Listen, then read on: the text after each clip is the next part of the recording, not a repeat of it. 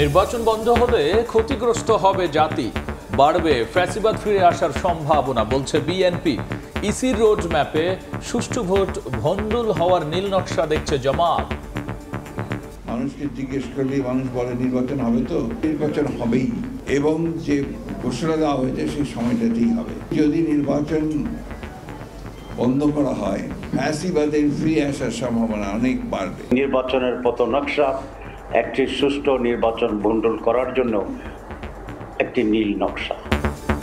এবারে নির্বাচন হবে দেশের ইতিহাসের সবচেয়ে ঝুঁকিপূর্ণ মন্তব্য ইসি আনোয়ারুলের।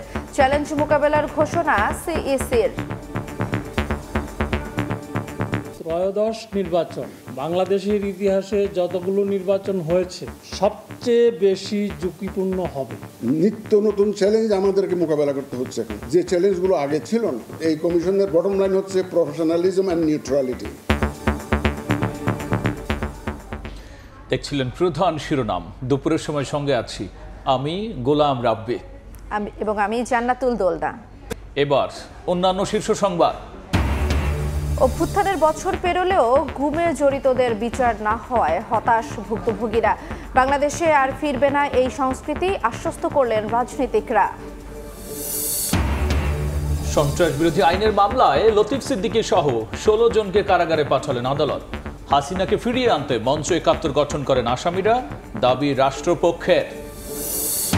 ডাকসুতে অর্ধেক ভোটার নারী হলেও প্রার্থী খুবই কম। সাইবার বুলিং ও হেনস্থার ভয়ে নির্বাচনে লড়তে অনাগ্রহ।